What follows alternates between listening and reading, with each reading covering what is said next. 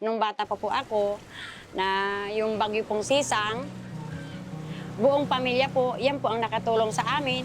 Na umagahan po kami sa mga kahoy po dito sa loob ng mangrove, kaya yan po, iniingatan po namin sila. Sa amin, ang kayaking is malaking tulong po sa amin. Lalo na alam namin kung ano ang nagagawa sa amin ng mangrove trees ng area yan. Hindi lang po yan nagiging food zone o hanap buhay ng ibang tao rito.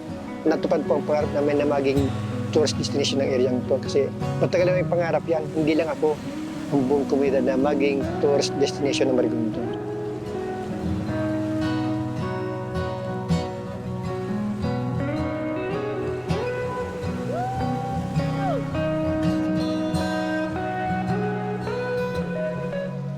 Laking pasasalamat ko po dito sa IOM kasi hindi na ako nakapag-isip na umalis pa para magtrabaho.